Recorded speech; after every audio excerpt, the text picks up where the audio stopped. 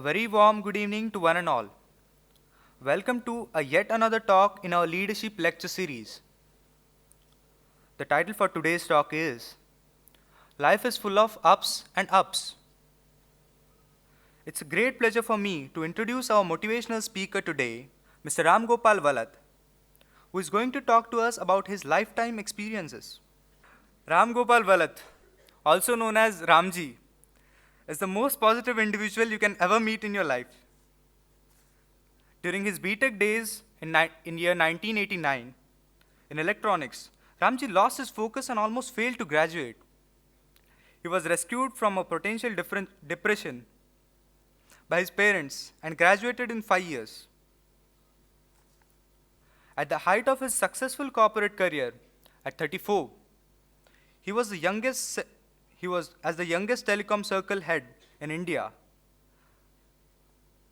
Ramji was stricken down by a rare autoimmune disease that crippled him. He'll be talking about that. Ramji has written 2 books. In Ramji's second book, From Ouch to Oops, was published in November 2014 and instantly became a bestseller. Today, Ramji is a motivational speaker and has addressed tens of thousands of corporate employees and students with his engaging, humorous, and powerful talk. Ladies and gentlemen, please join me in welcoming home Mr. Ramgopal Vallath. Narendra. Poor Narendra, I completely gave him a tough time. He had this lovely presentation which he wanted to read out, and I kept on cutting it out. So, because I didn't want him to steal my thunder. So forgive him for that. That's why Ramgopal Verma happened. So I am completely honored and amazed to be here. I think most importantly, this is a group with the largest IQ per square inch I am ever addressing. So it's a rare honor to do that of all the 30,000, 40,000 people I have addressed. My theme of this today's talk, I'm not going to tell you about how to become successful running a business. I'm not going to tell you about how to become the richest person in the world, but I am going to tell you about how to become the most successful person in the world. And the theme is life is full of ups and ups. And I believe that it is downturns in life which teach us huge number of things in life. And it is those downturns where you can learn from which actually propels you to the next level each time that you go through a downturn. So that's why the theme is life is full of ups and ups, because there is no such thing as a downturn. Every downturn is a stepping stone for the next success. So people say, downturns really teach you a lot of stuff in life. Today I can write an encyclopedia. That's the number of downturns I have had in my life. So the first downturn which is of any significance, which has helped me, happened when I was 6 years old. And that time, I was walking down the road with my brother, and there was a very neighborly dog, which was very sweet and very friendly, which decided to get extra friendly with me and jumped on top of me. Now, I did what I had learned from Muhammad Ali. I stepped back and gave it one uppercut. On departing from my body, the dog gave a bite. And I had this small bit of flesh hanging from here. That I thought was the ultimate insult that human beings can get from the canine. So I went over to the house and took the mightiest weapon known to mankind and started writing stories about dogs. And I unleashed the first story, which is about a dog which was chasing a frog. It slipped and it fell and it died. So then sitting back, I realized that that's not enough. So I wrote my second story, which is about the dog which wanted to eat fish. It went into the sea, it drowned, and it died. The third story was about the dog which wanted to eat the bird, climbed up the tree, and it fell down and it died. Then, all the gruesome things was over, so I decided that we'll invent one more. There was a dog which was chasing its tail. It went round and round and round, and it swooned and it died. So, having unleashed these 4 stories to basically to ensure that the canine don't take over the world, I sat back and enjoyed for the next 30 years without writing anything. But what that gave me was the knowledge that I can write stories. And so that small downturn later on became one of the best things that happened to me in life. The other downturn which happened to me early in life was that my father used to be in, I am from Kerala, and my father used to be in these remote villages in Kerala because he was part of the electricity board, and they would be posted into all kinds of project areas. So I was in a place called Moolamattam, which literal translation means tip of the corner. So Moolamattam was a back of beyond place. And the only schooling available there was a government Malayalam medium school. So today my kids study in schools where anything less than 100% pass percentage is considered ridiculous. And I guess a lot of us do that today. My school had 70 to 80%, which was a fail percentage in the school. So I was in the top 20 to 30% of the school, and I passed with flying colors, with about 15 percentage points difference between me and the number 2. And it was completely in Malayalam that everything was taught. English was also taught to us in Malayalam. So my Malayalam was awesome. My English was a bit of a disaster. And then I started preparing for engineering entrance exams. IIT was a name I had heard because one of my cousins had actually studied in IIT Madras about 6-7 years before me. And so when I started preparing, my father was also one of those toughies. He was a mini Hitler, and he said that you cannot go through tuition, you have to study yourself. The only concession he made was that brilliant tutorials ka handouts we were allowed to get. So we would wait for this every month. The Maslamani Mudli Street, say one bunch of papers will come with extremely tough problems, and I started trying to solve those problems. So there would be times when each problem I would have to sit for 4 or 5 days to solve a single problem, because there was nobody to support me, and there was nobody to compare myself with, because there was nobody anywhere near in the vicinity of my academic rating, my academic scores. And so the only thing I could do was to ensure that I was on an absolute scale very good, which meant every problem had to be solved. I think that was the best blessing in disguise, because finally when I got through JEE, I had a fantastic rank. I was very close to 100. And I thought it is phenomenal. I had arrived in life. I have come to this great place. Now I can chill and relax. And then the next downturn hit me. I had never ever spoken a sentence in English before I came to IIT. In fact, I had never gone out of Kerala. So, and we Malayalis had this communist background. So every Malayali in the world is born a communist. And they sort of become more communist as they grow. Okay? So one of the fundamental beliefs of communists is that English is a bad language. Okay? English is all about capitalist pigs and profit making. So anything to do with English should be shunned. So I was very happy to sit on this high pedestal looking down upon everybody else who was speaking in English when I came here.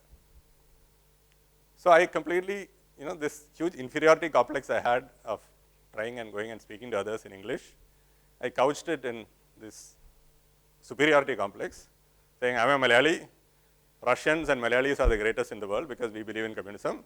The rest are dregs of humanity. If you want, you can come and talk to me. I'll speak to you in Malayalam. Okay. So I kept at this for about 3 months. And there was this friend of mine called George Mathai. George Mathai was the only other Malayali in my batch. So wherever George went, I would go with him. 2 fundamental reasons. Okay. One is I could converse to him in the same language, machine code. The second thing was George had a worse Malayali accent than I had. Okay. So all the seniors would rag George and not me.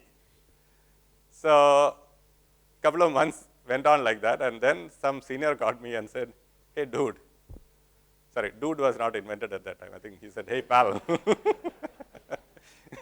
What's wrong with you, Bhaga? Why don't you mix around with the rest of the world? You come from Kerala, now you want to continue mixing only with Malayalis. So why don't you make some new friends? So that was when it sort of struck me that I'm being an idiot. So I sat back and sort of thought about it. And I decided that I will lay off Malayalis for one whole year. Okay, so it was like a cold turkey treatment. So like a drunkard who never looks at the bottle for 1 year. I decided that every time a Malayali comes, I would run away. And it worked. So I had to make friends with others. I had to speak in English. And I realized that, my fundas in English are very good because I used to read Shakespeare and all when I was 14. But it was the desperate inferiority complex of speaking in English which was a problem. And once I pushed myself out of that comfort zone and started speaking to people, I realized, very cool, yaar, they are all decent people. They may not be Malayalis, but they are at least nice people. So over a period of time, I realized one very, very important thing in life, that if you push yourself out of your comfort zone, you really grow as a person. I learned so much from so much of diversity around me. And that is one thing which has stood me in great stead in every single thing I have done ever since. I always push myself out of my comfort zone. I take on projects, I take on responsibilities which I have never done before. And every time I do that, two things happen. I grow in confidence. Number two, I learn something completely new. And my perspective, my abilities, my skills, all of them develop so much.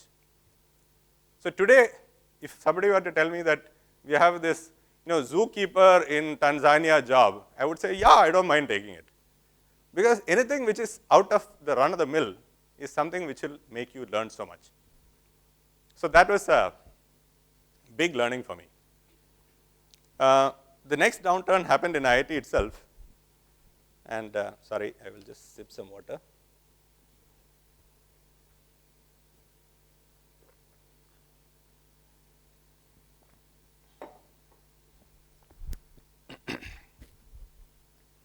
The other thing that happened is that my 11th and 12th was in a government college because we were part of the college at that time, pre-degree.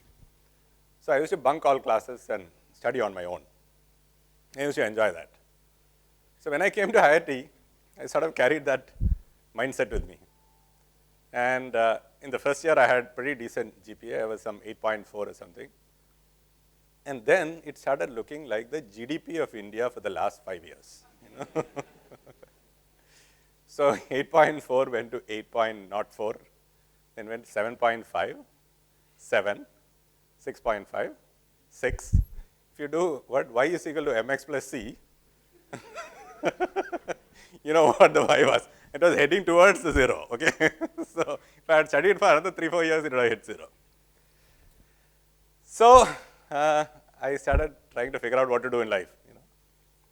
And what happened to me at that point in time was something which happens to a lot of us teenagers, is that you want to become known for something. So if it's not for acads, I was lousy in sports. So there was no way I could shine there. So the only thing to do then was to be the chilled, cool dude in campus. So I realized that that is the niche which I'm going to play. So I started doing every single thing which a student is not supposed to do.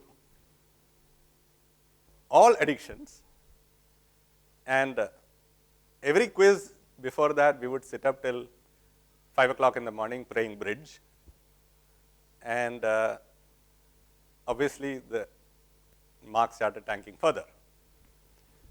And my spirituality kept rising, And the favorite spirit was Old Monk rum and bullet beer. Right? Bullet beer is something which you get only in Chennai. It is, they call it beer, but I think there's a bit of sulfuric acid in it and some rat poison. So me and bullet beer was the best of friends.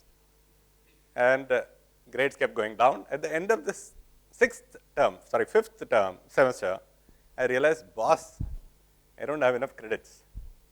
And I was in the pretty tough branch. I was in electronics. Anybody from electronics out here? Dude.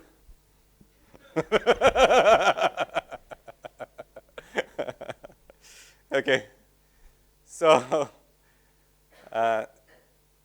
so obviously, my behavior was such that most of the professors thought I was one arrogant so and so. And I can't blame them at all, because it is completely the projection that I was doing. At the end of fifth semester, when I realized that I cannot graduate in 4 years, it was a huge blow. So here I was with a fantastic JE rank who has come in wanting to be top of the world and all, and now I can't even graduate, and I was scared. I was running completely scared. I didn't know what to do. I didn't know whom to turn to. The only consolation was there were 4 others in the branch who were going through the same thing. So we would sit and drink together, crying about our woes. And every once in a while, we'll try to figure out which balcony to jump from. And it was so stupid, because I could have actually just rescued myself. But I did the wisest thing that any human being can do under the circumstances. I went and told my parents every single thing. I told them about all my other extracurricular activities. And I told them that I'm totally screwed. I don't think I'll be able to graduate. And that was the best thing that I did, because I have wonderful parents. And I have parents who were extremely supportive. So my parents actually came and stayed in Taramani guest house for 3 weeks. And they spent time with me. My poor father, he actually went and met some of the professors. Okay, ultimate embarrassment for me. But I think that helped, because I guess the professors are also human beings. They must have seen me doing all this nonsense. They must have had a perception of me which is very different from what I actually am, because that's what I was projecting. So when they realized I am from a middle class background, etc., they also started helping me in getting over this problem. And I finally graduated in 5 years instead of 4. In the last year, I had back to 9 GPA. So that was one downturn that happened to me in life, which was a very, very, today also once in a while I get dreams about Anthony Reddy's quiz. And how difficult it is to do that. I would wake up with cold sweat, because that 3 years in life was possibly the toughest I've gone through. But that downturn and the ability to have actually faced it and gone up with it has helped me so much. Every time I have hit a roadblock in life, and I have hit so many roadblocks in life after that, but each time I have been able to draw in so much of energy from within to be able to surpass any of those problems which have come. So downturns help.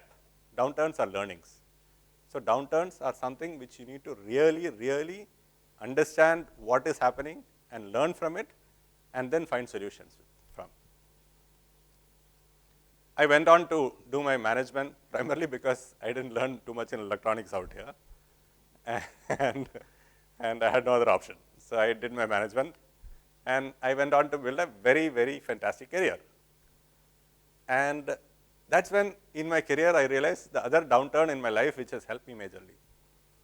In my school where I studied, my best friend was a driver's son. The next best friend was a poor farmer's son. And the only uniform, for example, in that school was dhoti and chappals, if you can wear it. Most of the people were barefoot. And so it was a very, I was coming from a background where everybody was an equal for me. So at work, I realized the most important thing at work is not your technical abilities or your skills. A much more important thing at work, when you're collaboratively working with a much larger team, is to be able to respect people. And respecting individuals means ensuring that from the CEO to the peon, you treat all of them with respect. And you give them due credit for the work that they're doing at the workplace. So that was ingrained into my blood. And that really helped me in building teams really fast. I was always considered a leader in my smaller groups or teams wherever I was. And the fact that I would treat, and I was in a sales and marketing job, I would treat distributors, salespeople, retailer salespeople, all as equal to me. Typically, these are, a typical manager would look at all of them as 7 levels below them and talk down to them. And I never did that. So I did very well in my career, and at 34, I was the youngest COO for telecom in the country. Across all telecom operators, even till today, I don't think anybody has become COO at 34. And I thought I had arrived in life. So life was smiling at me. I have this fantastic job. I was getting paid phenomenally well. And I said that by the age of 45, I want to be the CEO of a global Fortune 500 company. And it was quite possible, right? I mean, I had started working at 24. At 34, I had become this very senior position. And another 11 years to become CEO of a Fortune 500 company. Seemed like a cakewalk. Which is when I realized that usually fate doesn't necessarily agree to all the plans that you're making for yourself. And I started coming down with a very strange kind of a problem. Every time I would pick up something in my hand, whether it's a pen or a spoon or a beer glass, my hand would start shaking. And every time I tried to climb up steps, I would feel as if I was losing balance, I would be tripping. I went and met many doctors. None of them could figure out what is the problem. So I used to call myself a great sales guy, and I started telling everybody, I have this handshaking problem because I keep shaking hands with everybody, That's why I'm damn good and all. And I sort of laughed it off. But over the next 7 years, the problem became progressively worse. So I remember, for example, I was a chief guest along with the Vice Admiral of Indian Navy at the Cochin Naval Ball. And we were sitting there judging these lovely ladies who were doing the Naval Queen parade. And I was supposed to judge them. And the only thing in my mind was that, my God, I have to climb up those 3 steps onto the stage to crown that lady. How am I going to do that? So I would have to actually put 1 foot at a time, pray to God, put the next foot, hoping that I don't trip and fall. Because somewhere the balance was completely gone. And over the next 7 years, as I said, it became worse and worse, and I used to find it difficult to use my fingers properly. It became very inflexible, and the doctors had no clue what it was. Till at about 40, I had this serious fever which happened. And this fever was there for a couple of days, and at the end of those 2 days, my body became completely unresponsive. So I tried to lift my hand, it wouldn't move. I mean, I couldn't even do that with my hand. I tried to lift my foot, it wouldn't move. I tried to keep my eyelids open, the eyelids would droop by themselves. And I couldn't talk properly, my voice had gone. And I really didn't know what was happening. I was lucky because that time they wheeled me to the hospital and they figured out what is the problem. I had something called CIDP. CIDP is an autoimmune disorder. An autoimmune disorder is a disorder in which your own blood cells, the immune system in your body, the white blood corpuscles, start attacking your own body. So these guys had become traitors and they were merely attacking my body. And they were attacking my nerves, peripheral nerves of my hands and legs.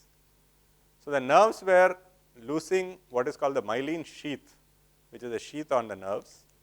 And once the myelin sheath goes away, the nerve conductivity becomes much lower. So the brain impulses were not going to the muscles. As a result, the muscles were not getting any message and they were not responding. Over a period of time, when the muscles do not have anything to do, they shrink and some muscles are forever lost. So by the time I had lost many muscles in my body, especially the fine motor muscles. And then the doctor put me on this dose, which is called IVIG. IVIG is a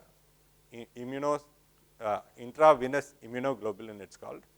It is connected to your vein, and for 5 days continuously I had bottle after bottle after bottle of that going into my body.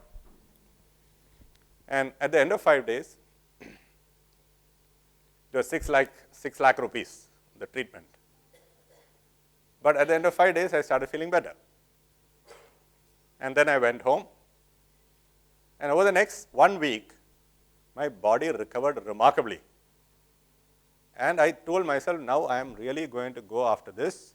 I am going to get myself completely fit. And I was working out like a madman, working out 3 hours a day, walking, gym, then physiotherapy. And at the end of another 10 days, I was on top of the world. And I could run upstairs to my office 9 floors. For the first time, I could play cricket with my kids, which is a huge thing. And I, in fact, went and bought pizza bases and came home and I chopped onions and tomatoes and all, which I could never do earlier, and made pizzas for the kids. So I thought, wow, now life is back to normal. Can go back to focusing on becoming a CEO of a Fortune 500 company. May not be at 45, but at 47. Fate was laughing still, okay, sniggering at me. And in exactly 45 days, the condition came back. It came back worse than what it was, which is when the doctor sort of revealed to me that, yeah, actually IVIG doesn't, give you a permanent solution. Sometimes it's 5 months, sometimes it's 3 months. For you, it's 45 days. Now, what do we do? So I had an option to put in 6 lakhs into my body every 45 days, which is not possible. I didn't have the money for that. Or take a smaller dosage of IVIG and then boost it with other drugs, mainly steroids. So I started off on steroids. And steroids have very, very bad negative side effects. It makes you bloat up. So I put on 15 kilos in 6 months. My eyesight started fading because steroids put some kind of a deposit on the lens of the eyes. And I couldn't see. I had to have cataract operation for both eyes. And apart from all that, I would feel lethargic and dull the whole day because that's what steroids do to you. Which was all okay if the condition had improved, but the condition just kept on going like that. Only when I have this small dosage of IVIG, like 1/5 of the dose, because that's all I could afford, every 2 months, it would go up a little bit and then again it will come down. I started finding it very difficult to do day-to-day tasks like typing on the computer, walking, going to the office, and even things like buttoning up my shirt. So I was handling a very intense job at that time. I was Director Operations for HP in India. And I was on tour most of the time. I had to go to Singapore, US, etc. once in a while. And I would go there, and the jet lag would actually make the condition much worse. So morning, for an 8:30 meeting, I had to get up at 5. I knew it would take me 90 minutes to put on the 5 buttons of my shirt. Just think about it, how you put on a button. You have to hold the button in this hand. You have to hold the lapel in the other hand. You have to place the button exactly next to the hole, push it with your thumb, hold it with the other 2 fingers, pull it through, and shake it off. Okay? Each of those was an incredibly difficult task for me because the hand would never stay in the same place. It would keep shaking. And the fingers did not have the strength to push the button through. That did not have the strength or the sensitivity to hold the button. So, and I keep on trying, and 1 minute later, I had to drop my hand because my biceps didn't have the strength to hold up my hands. And I would be trying, and finally I would lie on the bed and try to put it because at least you don't have to hold up your hands when you're lying on the bed. The worst was when you go to the urinal and you can't find the damn zip with your hand because your hands don't have the sensitivity. And you bloated up so much that your tummy is there, you can't see the damn zip also. And even if you finally find the zip, you can't pull it down because your fingers don't have the strength. So I was tempted multiple times, 10 minutes standing there like an idiot, ask the next guy, dude, can you pull down my zip? No, I can just imagine the kind of scandal it would have raised. Gay director hitting on unsuspecting urinator. Anyway, but with all that happening, the one thing I told myself, I'm a cheerful guy. I'm a guy who likes humor. I told myself that come what may, I'm not going to let this sense of humor go. So I made it a point that every room I walk into, I would leave the room slightly happier because I am there. I made it a point that any group I am in will be slightly happier because I am part of that group. So I would crack some stupid jokes and make everybody laugh. And that positive feeling then spreads to others. When they are positive and happy, it spreads back to you. It is in electronics what we used to call a positive feedback. Am I right, guys? Okay. So the positive feedback builds on itself. It is a virtuous cycle instead of a vicious downward spiral. And that really helped me. I would go home and tell my kids these wacky, funny stories. Later on, one of them became a book. So, I would make them laugh. They would roll around laughing, listening to my stories. And every day, I would keep searching for solutions finally. I told myself that no problem is unsolvable. And every problem has to have a solution. And I used to search extensively for solutions for this problem. And finally, I came across one solution, which is a potential solution.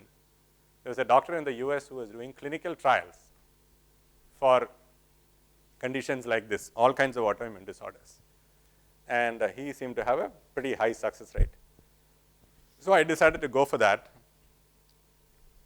As I was getting ready for that, I was also handling a very, very tough job in HP, as I said. It was very intense. There was so much of work. And the role that I had taken on, and I would always take on extra work, even in those conditions, because that kept my mind occupied and positive. So I would always take on extra work, and I was finally the director, operational excellence for across all functions. And I had to coordinate with other directors, etc., and their teams to ensure that we deliver some very complex solutions. What happened in one of those days, and I used to actually have a crutch in my hand. I would go to office. I would keep tripping every 1 month at least once and sprain my ankle, etc. And I could barely type and walk. But I used to really enjoy that work. I would spend 10 to 12 hours at work every day. And then the final blow came. I got sacked from the company for something which is completely ridiculous and unfair. There was a problem about 3 levels below me by somebody who had done some gochi, and that was putting the company at risk. Now, that guy had been doing that for 7 years. I had taken on the role about 4 months back when the thing was unearthed. But since I was the senior most person in the organization, to make a point, they had to sack me. So I remember that day when I was sitting in the office and I had this call from my boss from Singapore. And she was a very good friend of mine. And she felt extremely bad about conveying this message to me because the decision was taken in the US at the head office. So she called me and said, "Ramji, I'm very sorry. I'm supposed to come there in 2 days and sack you. But I'm telling you now that this is the scene." And I sat there after the call and I thought, my God, why is life being so bloody unfair to me? There is nothing which is going right in my life. And I had tears coming out of my eyes. And I called up my wife and said, "Baby, these buggers have sacked me. Please come and pick me up from office." So she came and picked me up, and my wife was livid with anger because she's seen me working 10, 12 hours a day, and I could barely walk, putting life and soul into cleaning up the mess in the organization. And what I get out of that is a sack. But for me, there's something which IIT Madras, etc., has helped me in, is that tough situations, and I just take on my stride, and I then start figuring out what to do next. And that is the best way to handle a tough situation in life. Because your brain, as you know, has more than 1 trillion different connections. And what you focus on, those connections get strengthened over a period of time. If you focus your mind on the problem, it is the negative circuits which keep building up and strengthening in your brain, the negative reward centers of your brain. Whereas if you are looking for solutions, you are forcing your mind to build new pathways, new network, which is going to make you feel more positive. So that really helped me, and I was constantly seeking a solution. And within 3 hours, I recovered from this blow. Next day, I had 2 jobs in my hand. At the same time, I spoke to HP, and those guys actually understood the issue, and they gave me a 3-month time to exit at my own pace. That quarter, I delivered the best results ever in that organization. Because when you work in an organization, what I realized is that you're working with the people around you. They are the ones you owe everything to. They are the ones you need to support. And if I dropped the ball at that point in time, a lot of others who are depending on me would have suffered. So it didn't matter whether HP sacked me or not. I'm a professional to the last breath. I would be a professional. So I left the organization with the flying colors. Nobody in the organization knew that I was sacked. Everybody thought he's going for his health reasons. And then I went to the US for my treatment. And the treatment was amazing. Cutting edge technology.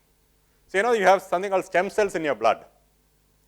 So stem cells are the cells which are there in the embryo which make you finally. Stem cells have an ability to become any other cells of the body. In the blood, you have stem cells when you are adults also, which are hematopoietic stem cells, the blood stem cells, which make other blood corpuscles, whether it's red corpuscles or white corpuscle or whatever. And the stem cell transplant actually which I went through involved first taking out a lot of stem cells from your blood, keeping it aside, and then destroying your entire immune system using chemotherapy. So I was there in US for about 3 months, and during the treatment for a week I was given intense amount of chemo. And also some interesting stuff, they had this rat extract and rabbit extract, etc., which was injected into my blood. So that 1 week, my body completely lost all the blood corpuscles, white blood corpuscles. It became 0, absolute 0. Bill Gates must have told them, you reboot the body. Right? So my body was rebooted after that using the stem cells. And the idea is that the new cells which develop do not have the memory of the old cells, because all the old cells are dead. And the new cells basically are not traitors. They don't attack your own body. And for me, that was the case. After the first 2-3 days after that, I started feeling better, because the chemo really brings you down. You feel completely messed up, and you can't do anything, you can't concentrate on anything, you feel like throwing up all the time. But then I started feeling better, and I told myself, this is it. Now I am really going to get better. So the hospital had a corridor, which was about 50 meters. And I said, next day I'm going to walk that 50 meters. I could barely walk from my bed to the bathroom at that time. I said, I'm going to walk that 50 meters the next day. And the day after that, I said, I will do 2 rounds, then 4 rounds, then 8 rounds. And I set these targets for myself when I started. So I had to carry this entire stand with me with rat and rabbit and chemo and all hanging from there. And me and all of these guys would go for a walk.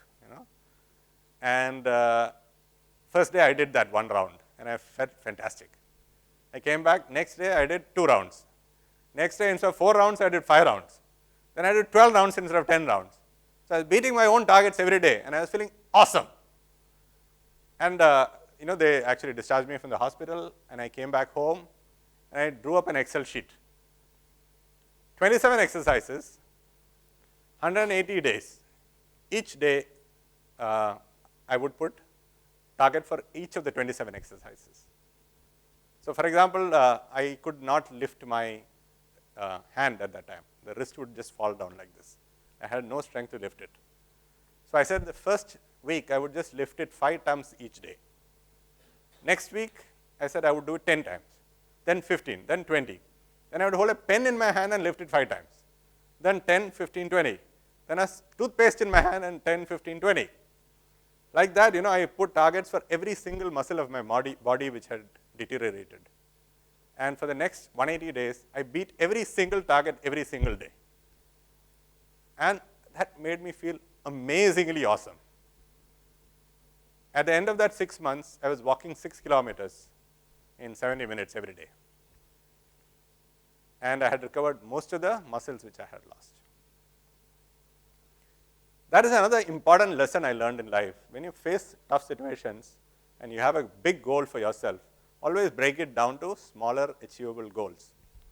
And each time you achieve that goal, there is a rush of dopamine which comes in your brain, which hits the positive reward centers of your brain. And you feel fantastic. And that builds on itself. Next day you want to do more because it's addictive. And I was exercising. Exercising brings dopamine to your brain. So I was on top of the world. And I continued like that. But the best thing that happened was not really that. When I was full of chemo and rat and rabbit, I had started writing a book. And I think the rat, rabbit, etc. was very similar to Old Monk Ram and bullet beer in Madras. So I had this completely wacky and crazy idea of writing a absurd fiction. So I wrote my first book starting from the bed in Chicago, came back home, used a voice-to-text software because I couldn't type, and finished my first book. And I sent that book to the publisher. And I said, okay, J.K. Rowling was rejected by 13 publishers, so I need to achieve at least 13 in life. Okay, so I started sending out these manuscripts. But in the fourth one or something, somebody liked it and they picked it up. And that book was published. It's a completely wacky book. By the way, I don't know how many of you have heard this statement. When life hands you lemons, what do? Wrong answer. You add a dash of vodka and you make a potent cocktail. Then you drink it and you dance.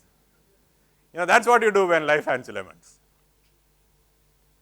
So that's what I used to look like when I was going through my treatment.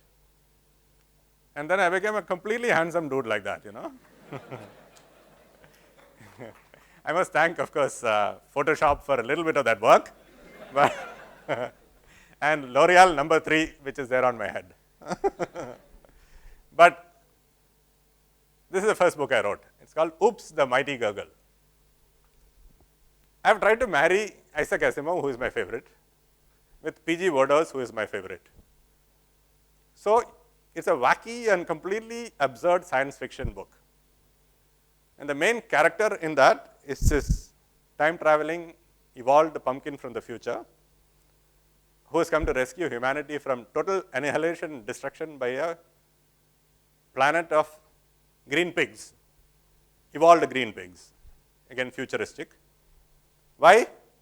Because they are very pissed off with humanity for playing Angry Birds and killing green pigs. Okay. And the best part is, this pumpkin called Oops.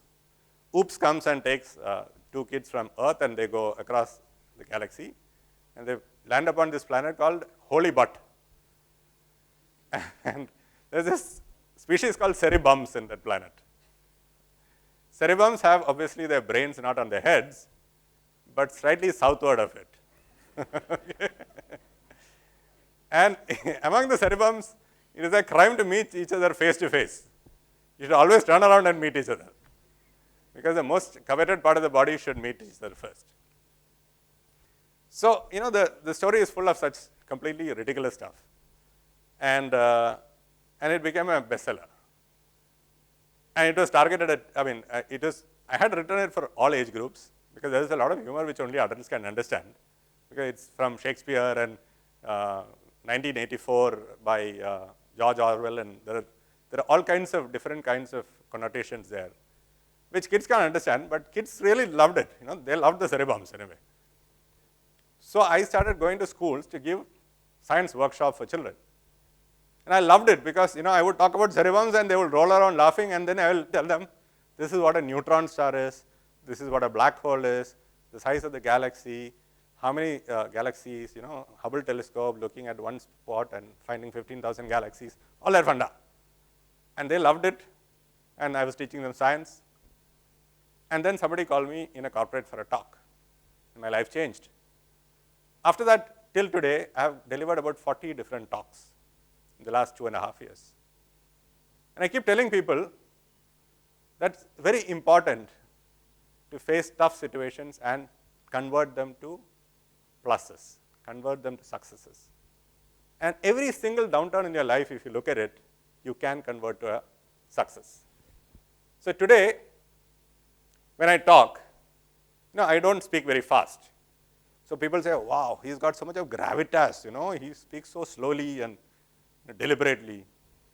I can't speak English faster than this, okay? Because I was brought up with Malayalam speaking. I can't speak English faster than this. My mind doesn't process English faster. But that has become a major plus point for my motivational talks today. So life is full of ups and ups. Every single thing that you think when you go through is a tough situation, something which is pulling you down, is actually propelling you to the next level. And then I wrote my next book. It's called From Ouch to Oops. Why? Because the most ouch moment of my life, I wrote the book called Oops. It's a very humorous story of my life. It's got 2 chapters on IIT Madras and the lingo here, guys. So if you want, you can pick it up. And the important thing is this book is dedicated to all the protons in the universe who remain positive in spite of all the negativity whizzing around them. Any you buggers would love it, okay? So this book became a bestseller. Today, I have literally dozens of mails which hit me every week from people who have read my book from various places and who say, thank you so much for having written this book. I'm so much more positive because I've read your book. I go to schools and I address 700, 800 kids at a time.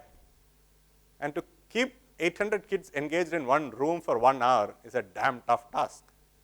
So I do a lot more humor there actually, and they'll love it. I've had mothers who have written to me saying that my daughter came from the school and she was pestering me to buy your book. So I bought her your first book, but she said, no, you have to buy the second book for yourself. And I have bought it and I have read it and I think you're wow. So this I would never have got in my life if I was chasing my 45-year-old CEO of global Fortune 500 company. Today I have 2 aims in life. One is to become the most prolific science writer in the world. So I go through MOOCs, Udacity, Coursera, edX, and I learn science all over again, especially biology. I want to write science, popular science books. And the second target I have in life is to touch 1 million lives positively. And last week, actually I got a very good news. I think my target is done now. I need to put a higher target because Macmillan is publishing my story as one of the chapters for the 8th grade kids in their English textbook for CBSE schools. So, I am completely nonplussed with amazement at this, but I am very happy. So I think by end of this year, I would have touched my target of 1 million lives touched positively. I need to set a target of 10 million now. So I just want to leave you with a few important things. So this is, I have cheated and copied it from somebody else. That person's name is Sean Aker. If you go through TED Talks, go through his TED Talk. It's a very, very interesting TED Talk. It's about hardwiring happiness. So this is a mantra, and this is a very important lesson for you youngsters. It's about how to succeed in life. Success. Earlier, we used to think success comes from hard work. And then when you succeed, you will make a lot of money and you will have happiness. That is the old mantra. Actually, that's not the way it works. If you are happy in your life, you will succeed. Why? Because people like happy people. People reach out and support happy people. And people who are happy always get positive support from others. So if you are happy, you will succeed. And if you succeed, you will do hard work because you will be far more productive at work as a happy person. People who are happy are 31% more productive at work than people who are unhappy. Sales people are 37% more productive in sales than people who are unhappy. Doctors who diagnose patients, happy doctors are 18% more happy, more successful in diagnosing than unhappy doctors. So remember, you need to become happy in life. How do you do that?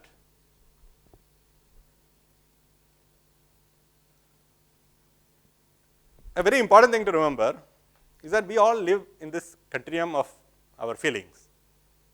On the extreme left is gratitude. Gratitude towards everything around you. On the extreme right is feeling of entitlement. People who have this feeling of entitlement are never happy, whatever you give them. Because they'll say, "Arey, I deserve this and I deserve more, yaar. So why is I am getting only this much?" People who are grateful in life are happy whatever they get. And they are happy for their friends, they are happy for the small things that happen to them. They are always grateful. And these people are always happy and successful. So how do we push ourselves from this end, which by default most human beings are? Why are we like that? We are 10,000 years back, we are sitting in the forest, and even the slightest sound you had to be negative and worried about. Today, you don't have to be. You're civilized human beings. So today you need to push yourself from that end to this end. And your brain is amazingly plastic. You can rewire and hardwire your brain to do that. How do you do that? This is Sean Aiker's funda, but I know this works because by default I am like that. And that's why I am the happiest person I have met in my life. Do these 5 things every day. Number 1 is take a book first and write down 3 things that you are grateful to for in life. Grateful for in life, right? Except that every day you have to repeat, you cannot repeat, you have to come up with 3 new things. When you do that, what happens? You are training your mind to search for things you're grateful for. Your mind is making hardware connections to seek out gratitude. Your mind will be happy. Number 2, last 24 hours, one good thing that has happened to you, write that down. And you're writing it because that time you relive that moment and that emotion that you went through. The third thing is exercise. As I said already, that brings in so much of dopamine pumping into your brains. Do that. Meditate. You know, MIT has recently published a funda that mindful meditation is very good for. 2,500 years back, I think some people here were also saying the same thing, you know. That mindful meditation is good. Now that MIT has given us a chapa, let's go and do it, right? But this mindful meditation is a very interesting thing. What do you do? 10 minutes of your life. Dedicate 10 minutes for this. What you're supposed to do is sit in a quiet place. You don't have to sit in Vajrasana and all. You can just sit, okay? And close your eye and let your mind focus on the present. Not the past, not all the screw-ups you have done in life, not the future screw-ups you might do, but in the present. Focus on the breath coming out of your nostrils and going back in. Then for about 1 minute, then go think about your feet touching the ground, how it feels, your body touching the seat, how it feels, the air touching your body around you, the sounds around you, the feel of your eyes looking at your eyelids inside. Keep taking your mind from one place to the other for a minute and focus on different parts. What does this do? It's remarkable. You know, cortisol levels in your blood is what actually makes you stressed. People who are going through difficulties have substantially higher cortisol in their blood than people who do not have. So if you can reduce the cortisol levels in your bloodstream, you live a much longer and healthier life. And doing this brings down the cortisol level by 50%. Now, all you young kids, this is a very important thing. Why? Because you will go through a lot of these stresses in life. Exams, after that job, before that interviews, bosses, all those things who are around to screw you. Okay? But meditate. Every day 10 minutes, you'll be able to face all this comfortably and calmly. The amygdala, which is the part of the brain which produces all these cortisol, etc., that will shrink to 50%, I believe, if you do this meditation. So do that. And finally, the most important thing is do a random act of kindness or multiple random act of kindness every day. You will become a very, very positive person in life. Today, I seek out people whom I can help. Every time I meet somebody, I ask, is there something I can do to help you? Because that makes me feel fantastic. And every time somebody reaches out who has a autoimmune disorder, who needs some help, I'm at least there to support them emotionally, if not with knowledge. And I have hundreds of people who do that. It makes me feel phenomenal. So this downturn, which I thought was a downturn in my life, has actually become the most important thing in my life today. Because it has given me this opportunity which nothing else would have given.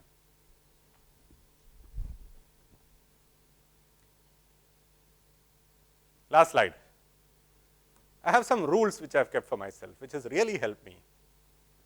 The most important one is always take on a little more than what is expected to you from life. Anything, whether it is job, whether it is work, whether it's doing things, it helps. So today, for example, I'm the co-founder of a startup company into machine vision, and it's a very interesting field. I consult with IITMadras-I&AR University on a part-time basis because I love education and I want to ensure that we deliver the best for Indian rural education in government schools. So I head publishing in IITMadras-I&AR University on a part-time basis. I'm the editor of a science magazine which is getting launched. The first issue will be out in the next 15 days. It's called I Wonder. It's aimed at primary school teachers who teach science. I give motivational talks. I learn science online. I go to schools and give workshops on science. And I write books. Every day morning, I wonder why there is only 24 hours in a day. So when I pack so much of positive things into my life, my mind has no time to look at the negatives. Every once in a while, not 1% of the time, and my mind slips back into my disorder. And it's come back now. In the last 1 year, it's actually come back. It's relapsed. And then the mind just goes into this crushing despair. Why has this happened to me? And I think of my family, my wife, poor thing, she has had to suffer so much because of this. And I think of maybe in the next 3 years I would be on a wheelchair. And I think of all the negative things. So only way I can keep that out is to fill up my life with positive things to do. And I do that. The buck always stops with you. You are responsible for your life. We have no control over circumstances around us. But we have absolute control over how we react to circumstances. And that is the only thing that makes you happy, unhappy, desperate, sad. It is all yourself. It is not the circumstances around you. They actually did a research between people who have just gone to Paris and come back and people who are paraplegics. You know what is paraplegic, right? People who waist down, who cannot move. And they found 50% of these guys are unhappy, 50% of these guys are unhappy. So happiness is a state of mind. It has nothing to do with what you are going through. It is your responsibility to make yourself happy. Always be the provider of cheer. That has the biggest positive feedback for yourself. Never ever look at what could have been. The biggest mistake we make when we go through tough times is we think of why me. That is the dumbest thing in the world because it is the most counterproductive, zero efficiency thing that you can do. Instead of that, think of solutions. So accept reality exactly as it is and maximize the present by finding solutions. That is the only way to live life. And if you believe in God, thank God every day. If you don't, thank life for all that you have. We have so much. 99% of our life is great actually. And we bitch about that 1%. Our mind is always on that 1%. So we need to get it back to the 99%. Thank God for the hands and legs. I thank God every day that I have hands and legs. I thank God every day that I have this wonderful wife who stood with me through thick and thin, holding my hand literally through life. I have these wonderful kids who have helped me and made me happy and joyful. My parents, relatives, friends. I'm grateful to life. And that's what makes me the happiest person I have seen in my life. So finally, I would like to leave you with this poem. It's one of the most powerful poems I've come across. It's called the Invictus. The Invictus means the invincible. The invincible part of you, which is your spirit. There's nobody who can take that away from you. Nobody who can defeat that except yourself. I'm just going to read out the last 2 lines. I am the master of my fate. I am the captain of my soul. Thank you.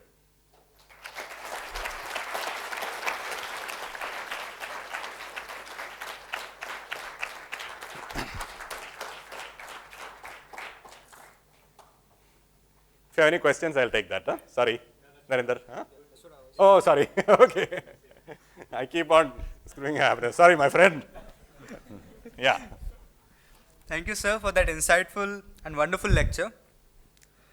I would like to open the floor for Q&A session. Please feel free to ask questions.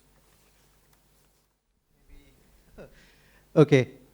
There's this saying, you are not your body. I haven't heard that, no. You haven't? No. It's a very old saying.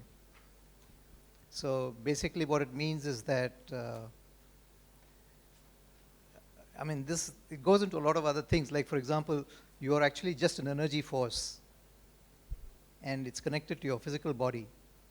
So you have to learn how to treat your body as an accessory and not as yourself. And genome theory actually is the modern scientific approach to this. They're trying to understand this. And they have found that the cells in your body, the smallest cells in your body, they actually react to the state of your mind. And your mind is not your brain. Your mind is actually you, which is an energy force. And it's not contained by the body. It's supposed to extend beyond the body. So it's for somebody who's never thought of this, it's very difficult to understand what it means that you are not your body. But if you think about it and spend a lot of time figuring it out, there's a point of time when you will actually understand. It's like a car and a driver. You're the driver, but you're not the car. And your body is the car, and you're the driver. So when things happen to you or to your body, the yogic teachers have been telling you to talk to your body. Some of the ancient or rather old yoga teachers, they actually ask you to first talk to your body and then do your exercise. Wow. Okay. Okay. So when you have a problem, you're supposed to actually talk to your body, to the cells in your body, and it improves things. Nice. And the only way you can find out is by doing it. Yeah. And I can't talk too much about it right now because it's just quite a long, a very, very huge topic. I'll check it out. Absolutely. Yeah. So Sounds this is the key thing, that you're not really your body. Yeah. And you have to treat your body with respect.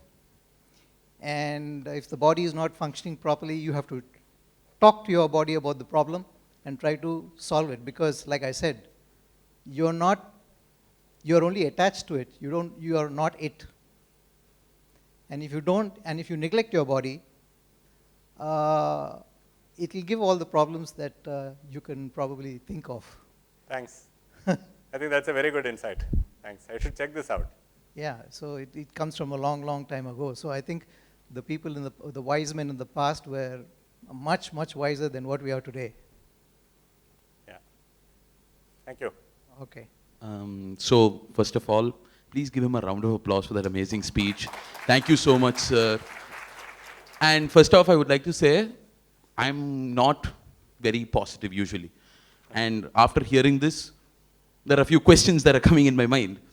And just one question, it's going to sound very stupid. But simply put, why should somebody be happy? And I understand it's for success and things like that. But on a very personal level, why do you think someone should be happy? I don't know if that, it's a stupid question, but I would like to know your opinion on this. It makes you feel good. That is one answer. But That is the only answer. that's the only answer. Please give a round of applause. I can't say anything anymore. I get up in the morning every day feeling completely charged up. I feel bubbly. I feel joyful. I look at my wife sleeping next to me, her face, I feel wonderful. I go to office with tons of things I want to do. Come back home with tons of things I want to do. I feel fantastic every day. So I think I'm happy. Everything.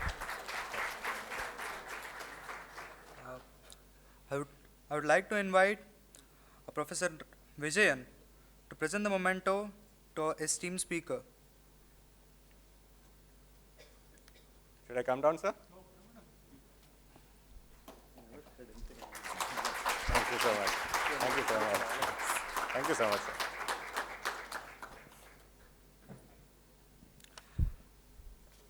I'm sure that the audience gathered is inspired from your talk, sir.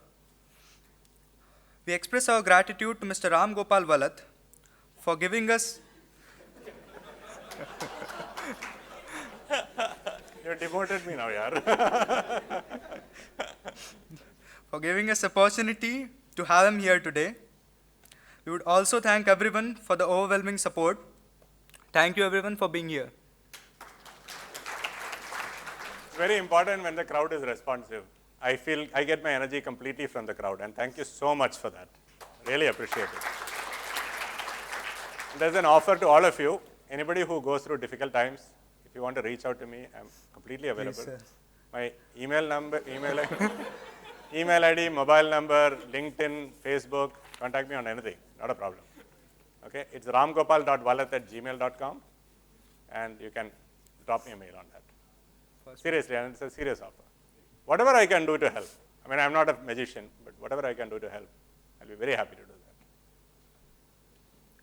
Thank you.